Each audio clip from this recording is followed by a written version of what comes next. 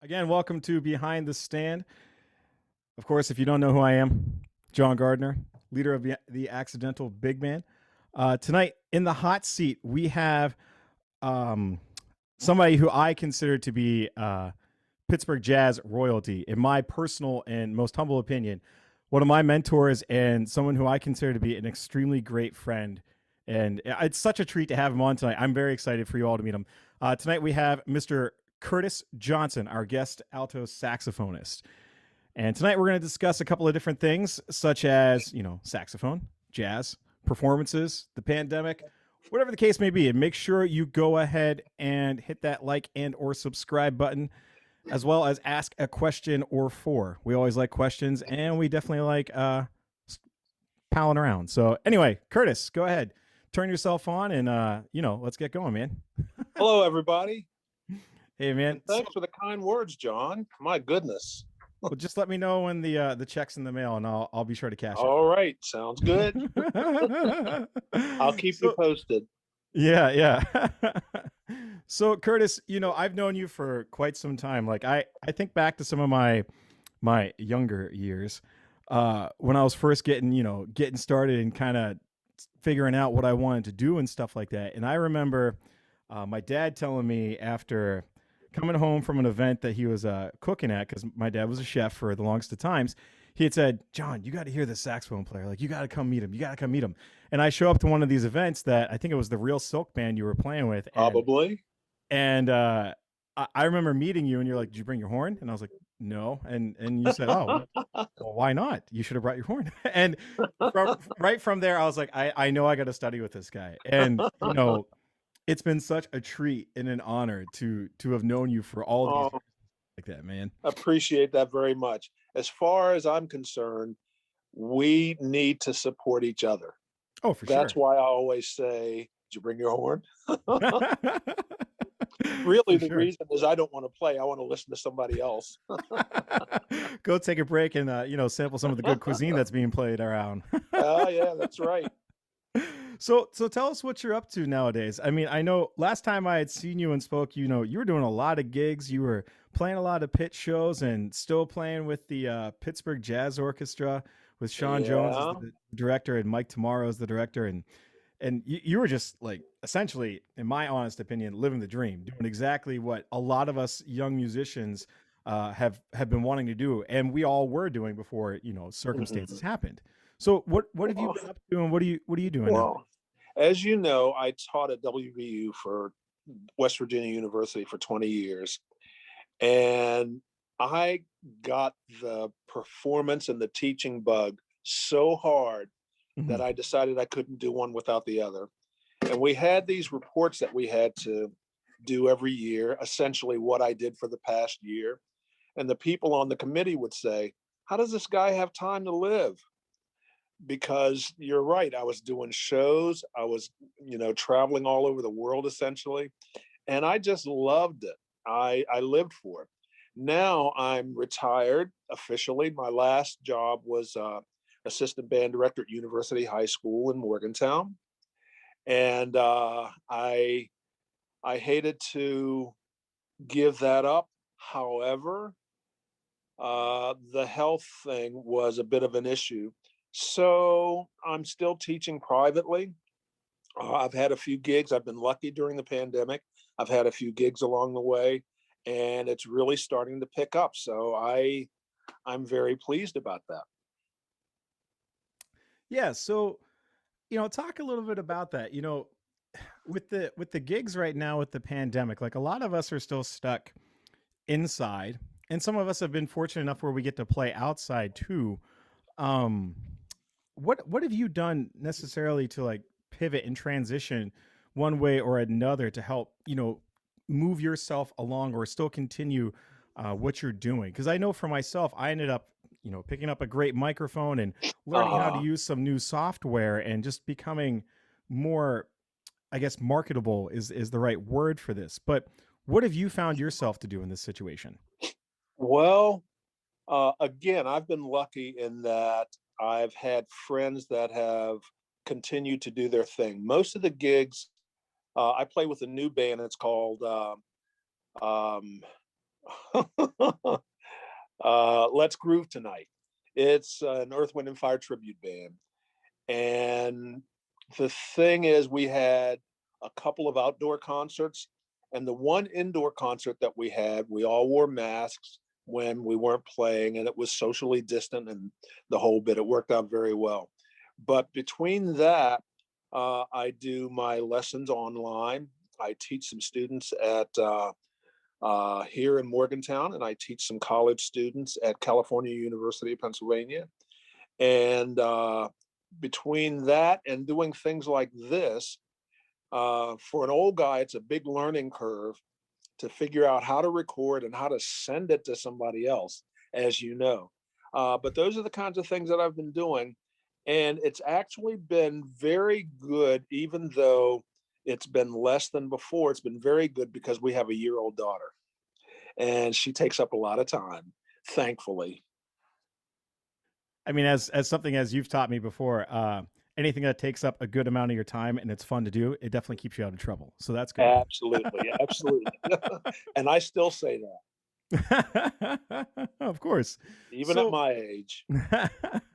So you said you're teaching at the college level. And, you know, I know for myself, when I was still teaching with my elementary school, we were doing one-on-one Zoom lessons because we could do that, and our time afforded us to that. What have you been doing with your college students? Have you been doing that same sort of a thing? And then are you teaching any small chamber ensembles like saxophone choir or a quintet? Well, they just hired me in August. And so this is my second semester. The first semester was fully remote for the entire university. This semester, it's a hybrid. It's like 50% in person, 50% online. And I'm doing online primarily because I hadn't had the shots. And the students are okay with that. You know, we're doing the same kinds of things that we would be doing live, except, you know, I'm a real hands-on kind of teacher. If an instrument is having a problem, I'm going to grab that instrument and I'm going to fix it for him and hand it back to him, and it'll play better. And you Can't save do us that. so much money when you do that too. Don't tell anybody that. Well, I mean, we also learn how to do it ourselves, so that way we can actually fix it later on. And that's great. That's a great experience to learn with. Yeah, it is. And I learned from being around a really, really fine colleague, Dick Powell, who was the trombone teacher at WVU. Really missed that guy a lot. He was a great performer, great teacher, told a lot of great jokes, just an all-around great guy. And he taught once in a while a course in instrument repair, minor instrument repair. But, you know, if you're going to be a high school band director, you need to know how to do some things, you know, because things are always happening. So it's kind of cool.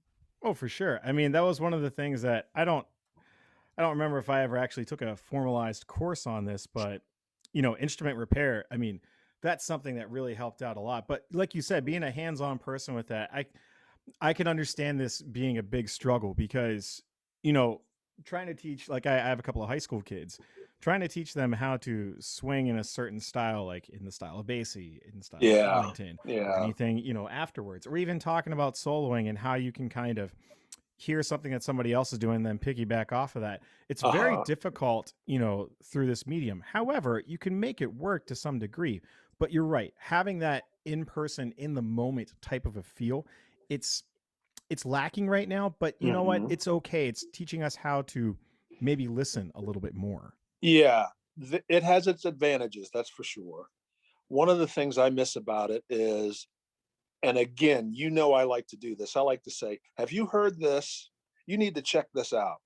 And I can't do that. I can only say, go to YouTube and find this and blah, blah, blah, blah, and hope it happens. Most of the time it does, but you never know. You know, whereas if you're sitting beside someone, you can go, bing, bing, bing, listen to this. You know, I miss that. I miss that closeness with people, you know, but sure. It's coming back. It's coming back. Oh, for sure. Like the other day I was working on a chart with one of my students, and he hadn't heard the original of it. In fact, you know what? I'll just go ahead and throw him under the bus. He hadn't heard the original of Car Wash, and here they're Oh playing an man. arrangement. Yeah, right. That's exactly what I said. So they're playing an arrangement, a really cool one, and I'm not going to name names of the arranger because I do like it. It's got some cool stuff. But Uh-huh. we're listening to it, and I'm thinking to myself, wait a minute, why is this not, sitting back and actually doing the slow groove like it should? And I'm asking him all these questions, and he says, "Oh well, Mr. John, I've never heard the original." I was like, "Wait, hold on, put your horn down. What did you say? You've never heard the original?" So then, of course, what I do is I just brought it up on the tube of you, and copyrights. I don't know if I can say it. YouTube. Oops.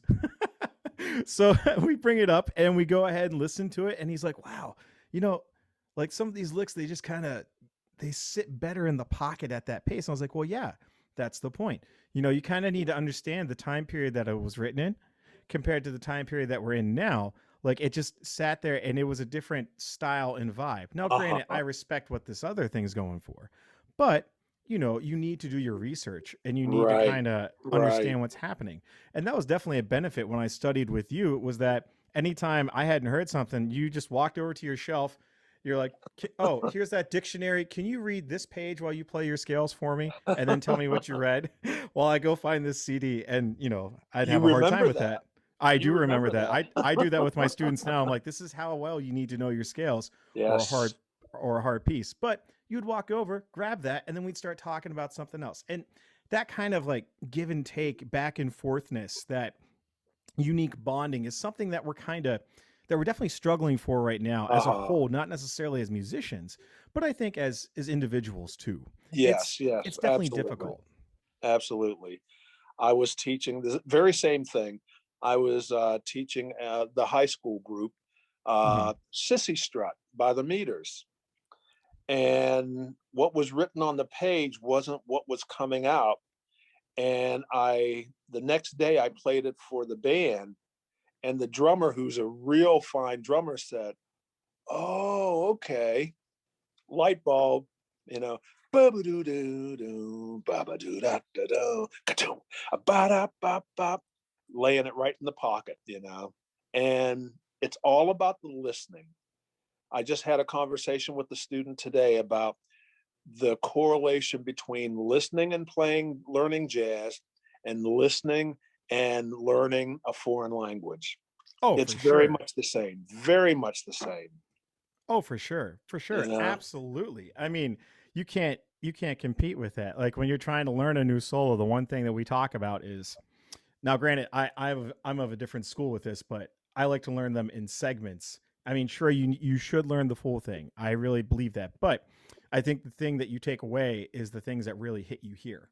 I mean, if you're going to memorize the whole That's solo, that's important. great, but I think the things that hit you here are the things that are going to help you develop your language and develop your personal vernacular. That's the whole thing right there. When we start out, we learn, for instance, Miles's solo on So What. We learn that whole thing. As we progress, we hear something and we go, that lick is really cool. Let me transcribe that lick. And then you put that lick into your vocabulary, and that's how you develop your style. You're absolutely correct. Yeah, and I mean, that's something that I hadn't really gotten a chance to work a lot with my students on, because a lot of the time when we would be in person, we'd be working on the usual scales, tone, Yeah. articulation studies, and I emphasize, because I realized when I was younger that my sight reading was, well, I know what a stop sign looks like now. John, we're all in the same boat. But coming up with creative exercises that are fun for all but still Mhm. challenging is what I've been doing with them for that. But I also realized that we're not doing, at least in my lessons with my students, we weren't doing enough of what I personally believe in, is looking at the small minute stuff and then internalizing that. We were trying to look at the full Mhm. big picture, and I was like, well, this there are the pros and cons, like we just said. So I have to say, this pandemic has in some way given us the opportunity to actually re-examine how we do things, Right, so when we come right. back out of this, we're much more knowledgeable and understanding of Mhm. what we as the teachers or as the musicians really want to do. not just showing up and being like, okay, cool, let's punch that clock, let's teach the kid, let's rock on out of here, pick up Chick-fil-A and go home, you know. Well, you know, so much of what you're saying is stuff that I believe as well. My thought process behind that is simply when we are trying to impart some lesson to another person, we have to figure out how it affects us in order to put that into words to allow them to feel that same thing. So in essence, we're learning by teaching. You Yeah, know, we are that's a we good are point. students, we are students for the rest of our lives. You know, we're teachers, but we are students for the rest of our lives. And I've probably said this to you as well. I get as much inspiration from you as you do from me.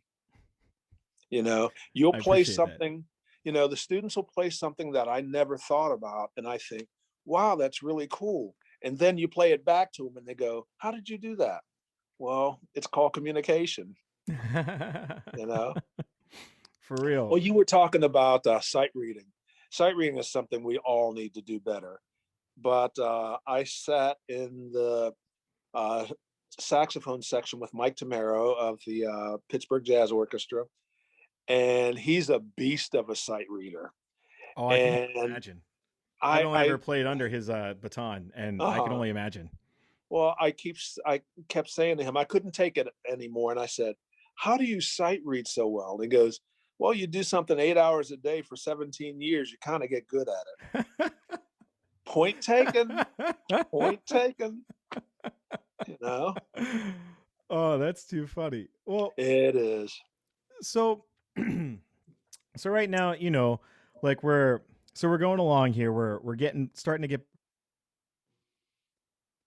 Oops, I guess I muted myself. Oh Yeah, I well. lost you for a second. We're starting to get back into the swing of things, and we're starting to come out of this. And something that's been just weighing heavily on me is, what are we going to do with the current tools that we've learned about and have been able to use? Like for example, for myself, I never in a million years thought I could edit video. I was always like, just put a soundboard in front of me and I'll figure it out. I'll use my ears. Yeah, Whereas yeah. now, you know, doing the video thing, I was like, I kind of need to do something else to keep people, or at least keep myself engaged and try to provide something for people to, feel like they're entertained with. Because you can only watch the same YouTube or same movies and same TV shows so many times until you get bored and you're wondering, like, well, what do you do next?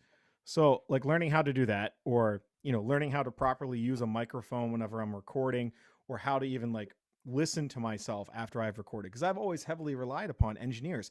Mhm. What do you think is going to happen to some of these skills after we get out of this thing? Well, I think a lot of people have worked so hard to develop these skills to a fairly high level that they're actually going to use them in the future. Now, the rabbit hole we have to worry about is, are we going to lose the music in the process of the technology? Okay. A lot of my friends who are really fine musicians have made that step of being able to retain both, retain the great musicianship and be able to develop the technology side of things as well. I think that's the way we need to go. Okay, use the technology to enhance the music, not the other way around. Right, right. It almost seems like in some cases it is kind of scary to think that it could be a hindrance with this tech stuff.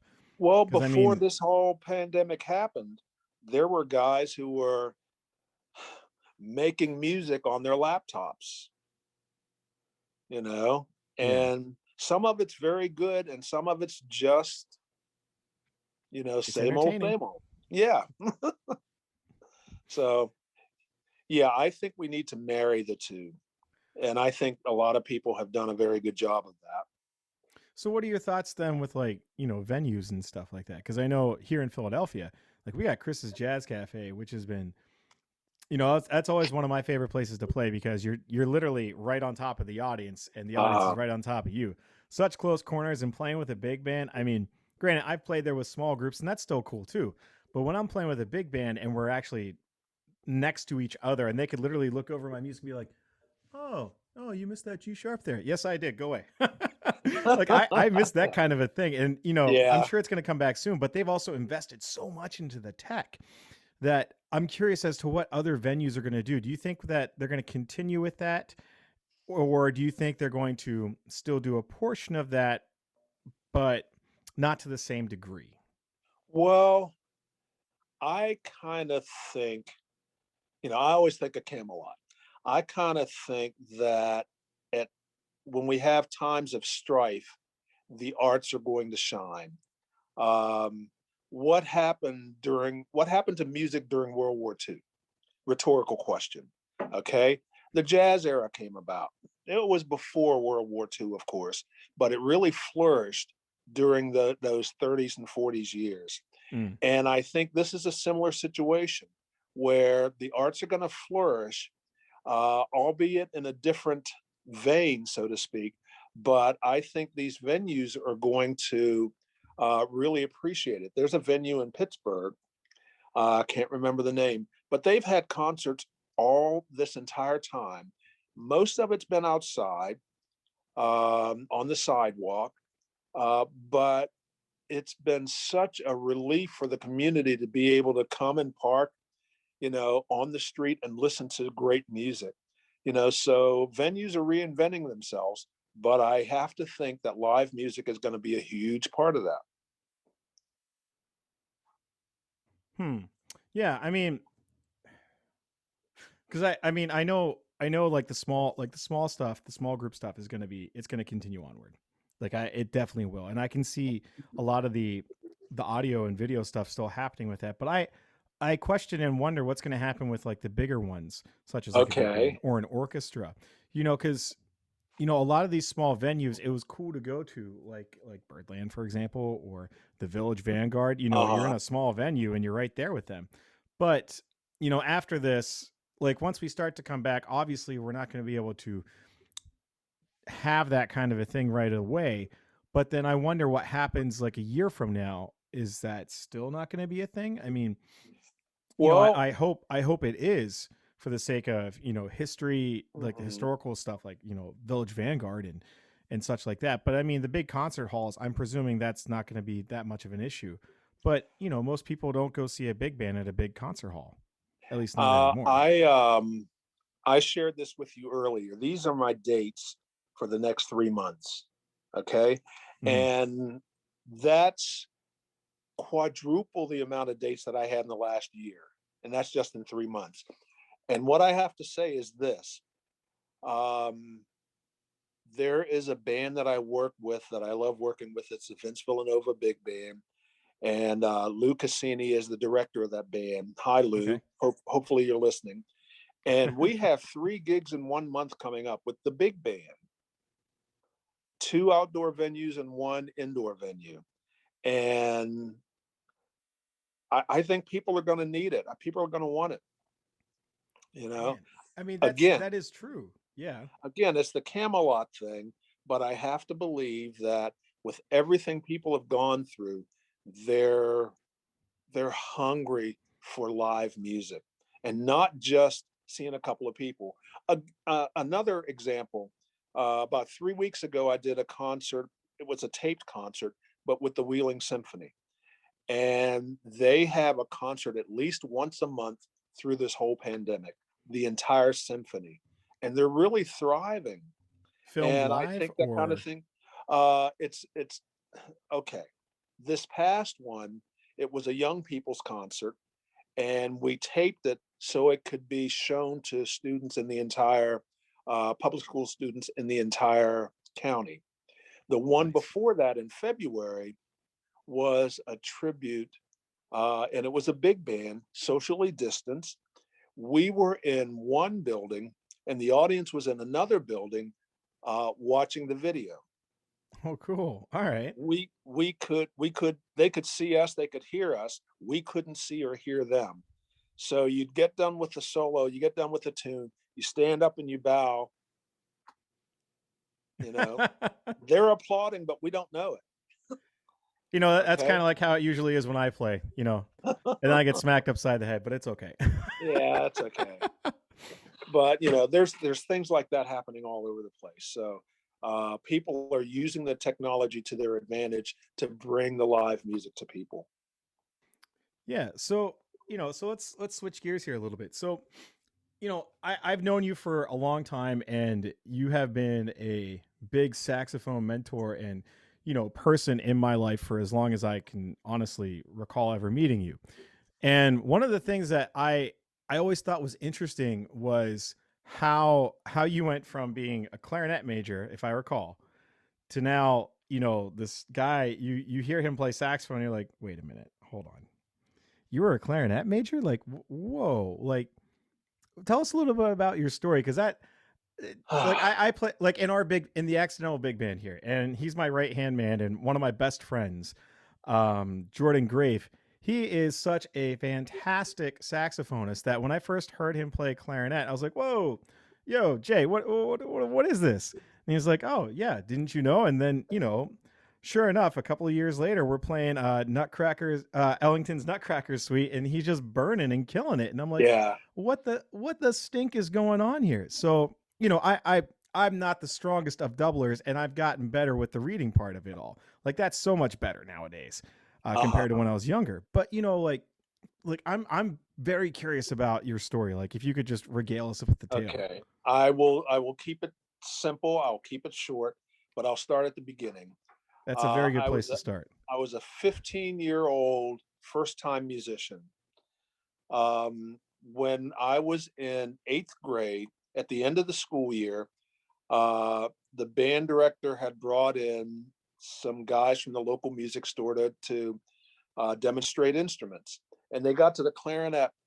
And my buddy leaned over and said, "Clarinet's such a feminine instrument." And I said, "No, it's not." And we argued about it. And he said, "I dare you get one." So I went home that day and told my parents I wanted a clarinet, just completely out of the blue. We couldn't afford a clarinet. So from the school, I got an alto clarinet. Okay. And if you know anything about the alto clarinet, it needs to have a picture with a circle around it and a line through it. That's how important the alto clarinet was to me. But anyway, as a freshman in high school, I started on the clarinet. Between my freshman and sophomore year, my band director was talking out loud to himself and said, I should start a jazz band next year. And here I was back in the corner going, let me. And he said, here's this tenor saxophone. Learn how to play it over the summer.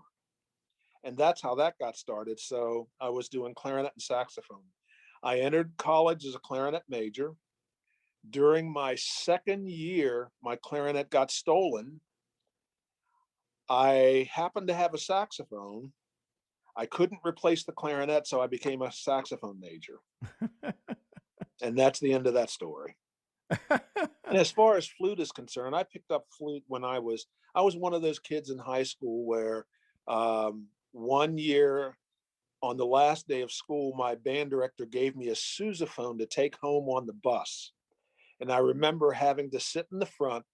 When the bus stopped to let somebody off, I had to take the sousaphone off, put the sousaphone back on, go to the next stop, because there were no sousaphones in marching band the next year. So I learned how to play sousaphone. But I was one of those kids who just, everything was new, everything was shiny, everything was great. And that's how I got started. That's how I became a band director. Yeah, I mean that's crazy. I mean, the clarinet gets stolen. It's like, okay, well, I'll just go do saxophone now, and then that's crazy. So as a doubler, I mean, like I said before, I've gotten better over the years at playing the sheet music, just reading it right on down. Again, I'm not the greatest of it all, but I'm getting there.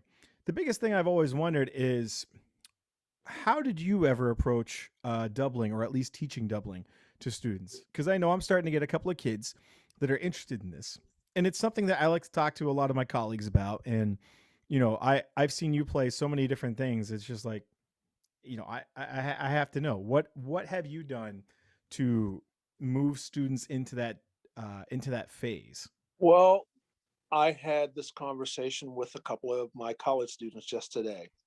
I have two flute majors who are playing saxophone in jazz band, Cool. and they're still using flute fingerings on saxophone. I am shamefully And admitting that I use saxophone fingerings on flute. I understand at some point we all do. Yeah. But the thing that I think is most important is when you have a saxophone in your hand, you don't know anything about the flute. When you have a clarinet in your hand, you don't know anything about the saxophone. Okay. Whatever instrument is in your hands at that point, you are that instrument. That's what you're speaking through. So it's important to have enough knowledge of that instrument so that you can play it effectively. I had a friend who was one of the first call woodwind guys in New York City for 50 years. And at one point, he would record stuff for 8 hours a day, 5 days a week. And when he was not doing that and he wanted to practice, he would at random have all these instruments set up, probably 10 or 11 woodwind instruments set up.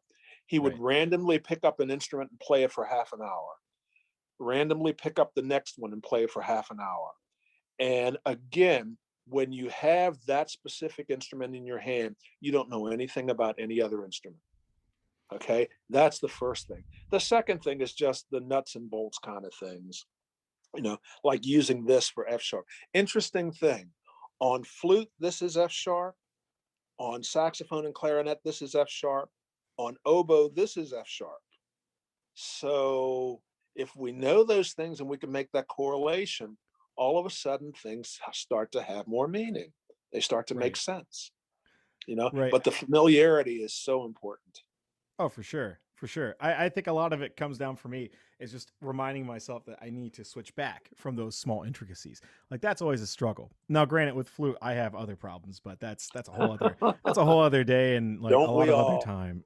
Don't But we all? that's good information to know. I never really considered it like that. Like this is all we're doing because I do have a student. Um, he's a very gifted clarinet player, but Uh, he's also pretty good with saxophone too. And he now plays saxophone in jazz band. He's like gung ho about jazz. Like he is just super into it, Excellent. and it's Excellent. great. And we even had him play on one of our concerts a couple of years back on clarinet rather than saxophone because he had just Uh, started. But the thing that we're coming into now is where we're trying to, space out the time and differentiate between the two. mhm. And I see, at least through the video right now, like I see him doing a lot of things that he would do playing clarinet, but then he wouldn't be able to apply that with saxophone and this, that, and the other. So, Mhm. that's some good information to know. That's very It's insightful. it's very important to know the similarities of the instrument, but it's also very important to know the unique differences in the instrument as well. There's no sense in picking up an oboe and saying it's fingered just like the flute when it's really not. Right. Okay. But I've heard a lot of band directors say things like that. It's just like Sure. the flute, know the intricacies. And that's a simple thing to do. It's just a matter of spending enough time with it. And again, it doesn't have to be hours every day. No. Half hour on this, half hour on that, half hour on that goes Time a long management. way. Goes a That time long way. management thing, man. Yeah, Yeah. I agree. I agree. So, I had to do that in grad school. time management. Yes. I had to write in everything. If I was working on clarinet, for instance, Mhm. and my next thing was soprano saxophone, when that half hour hit, regardless of whether I was done with that exercise or not, I put down the clarinet, picked up the soprano, and that's how I had to do things because I had to get a little bit of everything in every day. Yeah, and that's kind of how I work as well whenever I'm learning on like a chart or like working on something too. And I've definitely tried to teach my students about that. I mean, when I Mhm. was in grad school, I was learning how to, make Jack Daniels and Coke, but that's a whole other that's a whole other conversation. That's not this show. So, time management. So that's something else I wanted to talk about was that, you know, as musicians ourselves, like our time is super valuable and important. Like it's really hard, at least for me. I struggle trying to put the time in to get what I need to get done, and it always gets done, but then also making time to, not necessarily make every single waking moment working on music, working on writing, working on playing, doing all of these other things. And then, like trying to interact with friends or be there You for, got to have loved ones and balance. stuff like that. So Yeah. like, how do you recommend managing that kind of a thing for someone who's been doing it for so many years? And I know it's always a struggle, but what's like a bit of advice that you could give, somebody Well, like myself or others? one of the things that I do that's outside of music is, as you know, I love movies. Yes. Yes, And I do. just recently, I watched a movie that I've seen 100 times if I've seen it once, Mo Better Blues. Yeah. And at one point, um, Denzel Washington's girlfriend is buzzing his apartment to come up to spend some time with him when he says, my practice time is valuable to me, and it's blah, blah, blah, blah every day. Right. And that's the kind of the attitude you have to take. That's your time. Put the time in, do what you need to do, and then you can go and spend time doing your hobbies or your other things, spending time with your friends and that kind of thing. But if you want to be a viable human being, not just musician, but human Mm, being, you have to have those interests. You have yeah, to protect yourself so you can protect other people. for sure, for sure. And that's good to hear that from you, because you and I are on the same page then with that, because that's difficult to convey to others as well as to even just convey to students sometimes. And I don't think some students, I mean, you know what, they are students, and they are, some of them are kids, like a lot of my high schoolers and middle schoolers. So, Uh-huh. I get it. But, if you're auditioning and you're working up for an audition and you're putting all that time into it, then you get it. And you're like, well, you know what? I'm going to go outside today because it's super nice, and I'm going to go spend my time Yeah, outside for yeah, 6 hours. It's right. like, that's all well and good. But then, don't forget about the other thing that you worked so hard for, that you said you wanted. Mm. That's Well, that's good to hear that you I and I had a are along those really same lines. I had a really good experience in undergraduate school. It was at West Liberty University. And I had a friend who was a trumpet player, and he and I sort of subconsciously were challenging each other to see who could practice the most. And we had a great time doing that. And sometimes it would be 4 or 5 hours a day that we would Oh my, practice. yeah. And I had a flute major who was a good friend. And at one point, I thought she was going to be a girlfriend until she said, "Why are you practice so much? You think you're going to be good or something?" Oh, And I just looked at her and I said, "Well, don't you? Don't you want to be good?" yeah, right. So there you go. You know, but I would rather spend time with my instrument than time with someone like that. Oh, for sure. Bottom line. If you're going to disrespect music, disrespect me, and disrespect yourself, who needs it? You know, Sure. find those people that you're kindred spirits with. Yeah, no, you're absolutely right. I mean, it's definitely one of those things that you kind of have to remind yourself about with that too. Like what you just said, find yourself that you have kindred spirits with. Like Mm-hmm. a friend of mine who's also a colleague, Dr. Phil Simon. I mean, when I was still working up at Wilkes University, I would spend time at his place and usually would crash there for the weekend because it's a bit of a Uh-huh. hike. And we would sit there and talk. And one of the biggest things that he would say too is that, you're going to find that as you continue forward in your musical life, that you're going to find those that are, they're fun to hang around with for the time, but then you're going to find those that, you keep coming back to and having these meaningful conversations. Uh-huh. And then whenever you see each other again, you just kind of pick it right back up, and it's like you never left. And That's a cool feeling. he said that's, yeah, exactly. It's such a great feeling off the bandstand, but when you apply it on the bandstand, I mean, Mm. it's the same thing. It's like it it just goes to show, like you have to invest into your craft Yes. all the Yeah. way. So that's crazy. But so I guess I got one more Excuse me. question for you, because we're getting towards the end here, with Okay. our new video with you all featured in it, at 7:30 here. Can't Oh, wait. it's gonna be great. Oh, it's gonna be great. I'm excited. So editing this video was definitely a challenge for me because, as I stated, and again, maybe I'm just fanning and stuff like that, but when I was listening to the audios that you submitted like I think 3 or 4 solo tracks, and you had said that you said just pick one or something like that because it was hard to decide which one you thought sounded the best. So my question is, as somebody that improvises myself and you as well, how hard has it become during the time where you're not actually interacting to really get yourself into that mindset? Like I know we all sit, or I know I sit and practice a couple of licks here and there, and try to help develop new ideas and implement them, with a click Mhm. track and all. And it's it's not it's not as easy as it sounds. There's a couple of things to consider here. First of all, like I mentioned earlier, we have Mhm. a 1-year-old daughter, Right. and that's taken up a lot of my time, thankfully. Part of what I had to deal with is wanting to spend time with her as opposed to practicing 2 or 3 hours a day. Sure. Okay? It's and again, that uh, as far as practicing your craft is concerned, we all need to do that. But when we don't have anything coming up, anything on the horizon performance wise, it makes it a little bit more difficult. So we Mm, have to look inside a little bit more closely. right. I have to admit that I struggled with this during the pandemic. But one of the things that helped me is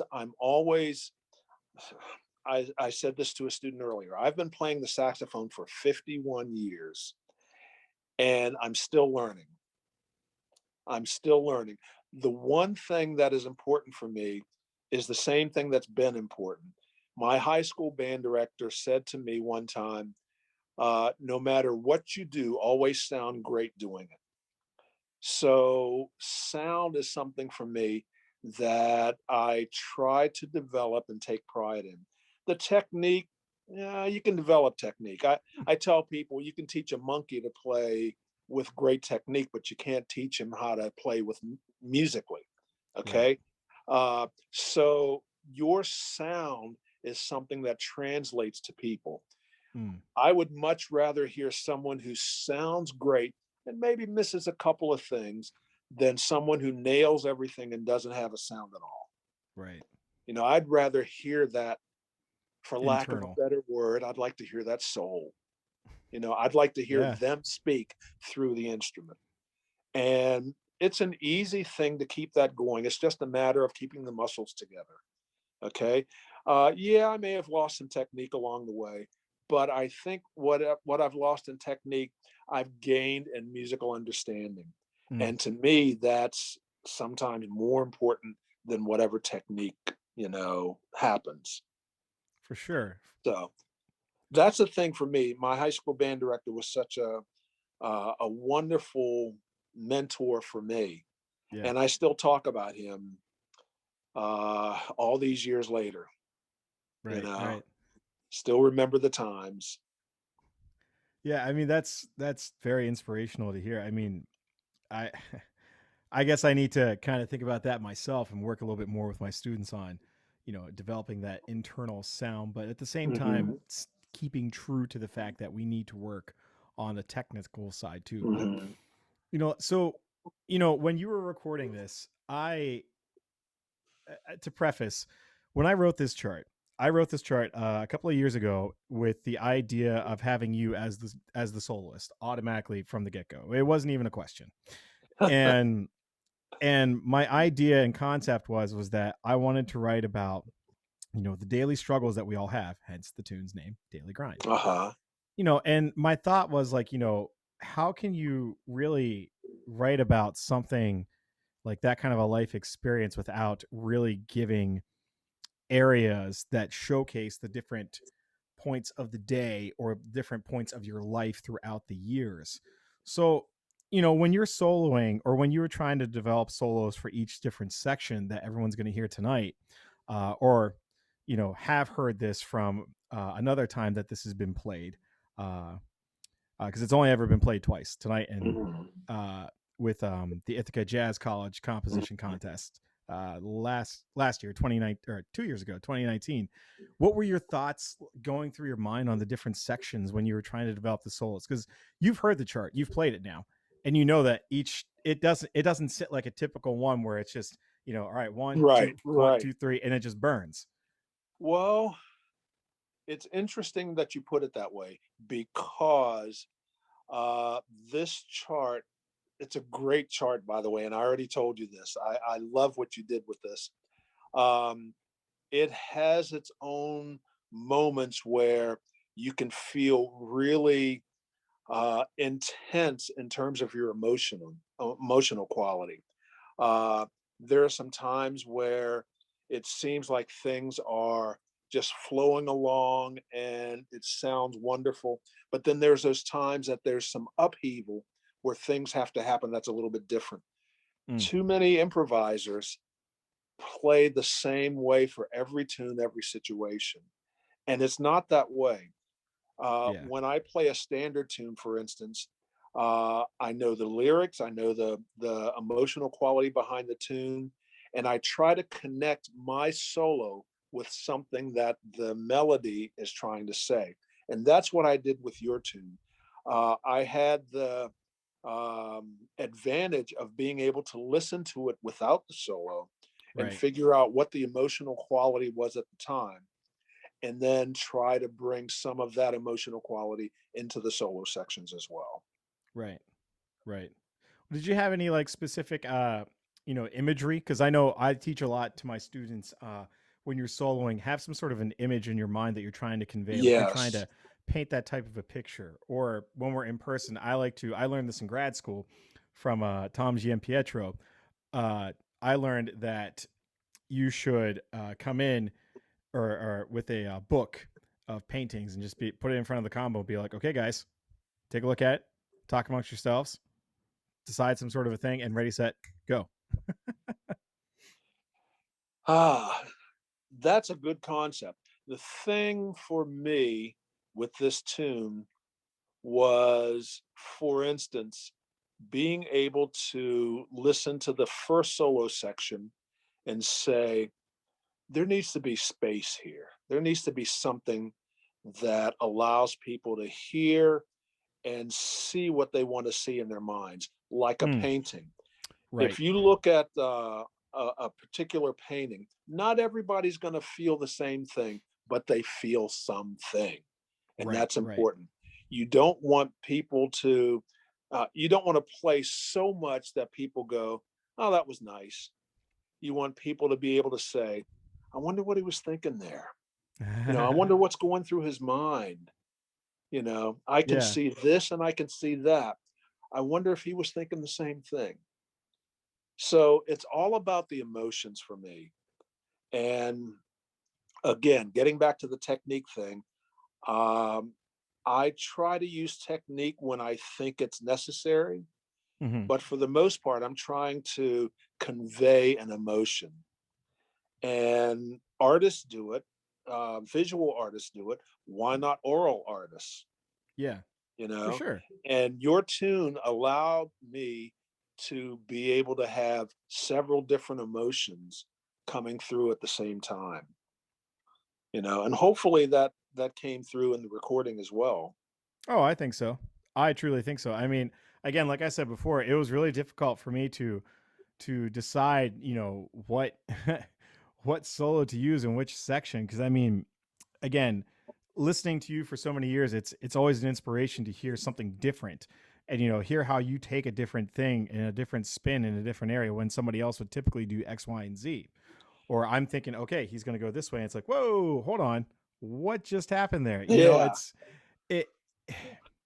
interesting I you mentioned that. Yeah, Go ahead. I really think that it it was cool listening to all the different ones, because it had me painting different pictures in my mind of what was going on in his Mhm. mind at the time that he was trying to do this. As a composer, I'm glad to hear you say that, because as a composer you need to see those things, in order to translate it to the paper. Oh, for sure. But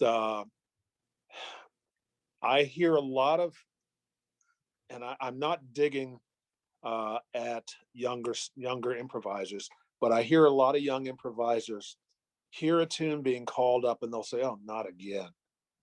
Well, if you don't play the tune properly to begin with, you're going to be bored with yourself.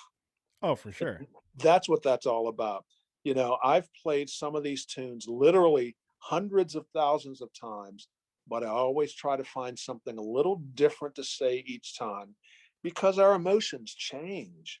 It's not about, pressing a button or pressing a key. It's about conveying an idea. And our ideas change from time to time. And getting back to your tune, it's so cool to hear something that's different like that, to allow people to see and hear something that's different than the norm. Right. It's cool. I appreciate that. I mean, that first off, that means a lot coming from you. And second off, that's something I try to think about when I'm writing as a composer and arranger. Like, Uh-huh. I wanted to strike a chord, for lack of a better word, no pun intended, with you when you listen to it, and I want you to walk away from having heard it or seen it with that feeling of like this was impactful. Take So, something away, yes. and like for a lot of the competitions and groups that I've written for over the years and stuff like that, one of the things that I strive for is I need to write a melody that is impactful, or a section or a chart that's impactful, that it sits and resonates not only here, but an hour later when you're sitting at a restaurant, when we can do that, or driving home in the car from a concert, when we can do that. It starts to resonate in your mind a little bit more. It's like, where the crap did this come from? Like, I wasn't even thinking of this, and it's back. And when I hear people telling me that, that tells me that I did something right, and that's exactly what I want. I could care less if I placed first, second, third, or whatever, or if I got $1,000,001 for this commission or something like that. I mean, that'd be nice, but it doesn't matter as long as I left some sort of an impression with this, and that you can carry with you. And Yeah. knowing that you're that same way when you're soloing, or playing a tune that you've played for 1,000 times, that's good to hear, that that's something that we need to continue forward in doing. Can I share one thing with you? Yeah, go for it. Talking about a melody that's impactful.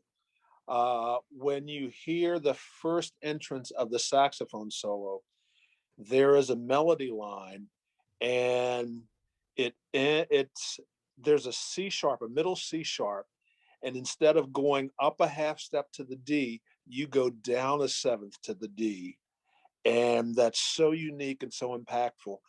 I think about that all the time, literally. Do you know which Okay. melody I'm talking about? The very first melody.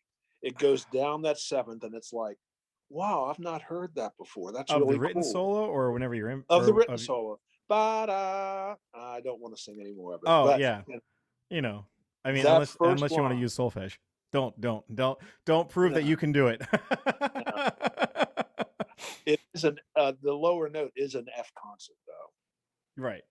so that gives you an idea where that uh, relationship is.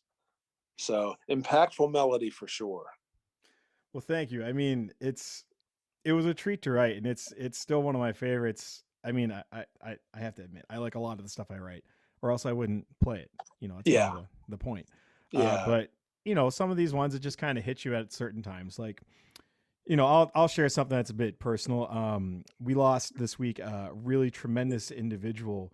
Um, one of my best friends, his father, this week, to COVID. Uh, he was helping out his family, who also had been going through it, and he was such a giving man and stuff like that, and always just put everybody before him. And listening to the chart, when we're getting the final audio mixes down and editing the video and stuff like that, as he was going through this and has now since moved on, um, I just kept thinking of him in this melody, and I just kept thinking, at times this melody just kind of ingrained or embodies what it means to go through that daily grind. How you work real hard, you're going to have those struggles sometimes, but at the end of the day, if you've done everything you can and you've really pushed forward for the best thing possible, you're going to come out okay, and things are going to be fine. And again, this tune, it just kind of hits me with that, and that's exactly how we needed to have it happen. Yeah. But so to close it off, I'm not really seeing many questions. Some people on Facebook here have thrown out some shout outs to you. Let's see who we've got. I think I saw Mr. Chris Moore. I'm not sure if you remember that old man. Not sure if you remember that guy, or Mr. Burke Allen Atkins. You mean Poland? You got Mr. Burke Allen Atkins giving you a shout out, saying he's an unbelievable talent, an even better human being. There's Kevin McManus. Love that guy. I haven't talked to him in quite some time. And it looks like there's a few others. And of course, my internet's being goofy, but that's all right. But thanks for tuning in, everyone. But either way, there's some good stuff going on here. So, I guess we'll start to wrap it up here. So, after this, we're all going to go back into what we presume to be our normal lives of some sorts once we get out of this pandemic. As a musician, what's one thing that you're really looking forward to? Being able to travel internationally. Yes. I have practically family in Europe that I miss dearly. I have family in Russia that I miss. It'll be so important to be able to do that and share not only the music, but the different cultures. That's what I like about life. Life is like music. If you don't like what's on this station, you change to another station. You get all the palettes that you want out of life in music. And it's such a wonderful thing. But that's one of the things that I miss the most, is being able to travel and share music. Yeah, I mean, one of my fondest memories, and again, I'm going to fan here for a minute, was when we went to Poland, and you took me on this trip. It was myself, Pearson Keating, and Chad. I can't remember his last name. He joined us from Willem Hombrat's college. Yes. I know who you're talking about. Chad Trosh, TRA. Yes, pronouncing it last from Webster University. I think that's where Willem was at. But man, when we went there, I had such a great experience. I mean, learning about the culture, learning about all these other musicians whom I'm still in contact with today. It's just crazy. We still talk and just, Yeah. Well, yeah. And we just talk and hang out and stuff, and having done that, I've told my wife, Elena, a million times, like, when we're out of this, I got to take you over there. You have to meet some of these people, but at least experience that culture. Cause like you said, I mean, getting to experience different cultures and learn about the world and how we fit into it is just super cool. It is. And the appreciation from one side to the other, it's such a cool thing. For sure. I still have very good friends that I'm in contact with almost daily. In fact, I have a picture on one of my tablets of some friends that I met in Poland. Yeah, it's cool. It's a cool thing. Well, again, Curtis, this has been a treat and honor for me, and hopefully for everyone else that's tuned in. It has been absolutely my pleasure. So if you haven't gotten a chance already, please make sure you do hit that like and or subscribe button. If I were you, I would definitely jump on over to the YouTube channel. It's Accidental Big Band. You can look it up in the search bar by just typing in The Daily Grind, or of course you can click on one of the many links that I've definitely posted throughout the day, as well as a couple of minutes ago. So again, Curtis, thank you very much again for all that have tuned in. This has been great. This has been awesome. Next month you're in for a real treat as well. One of our good friends one of my who's becoming a good friend of mine from across the way in the States, is going to be joining us for one of his commissions, and I'm so excited to have him in the hot seat. It's going to be awesome. Excellent. You're definitely going to want to check it out. Curtis, Excellent. It's been a treat and an honor. Thank you very much again. Thank you, John.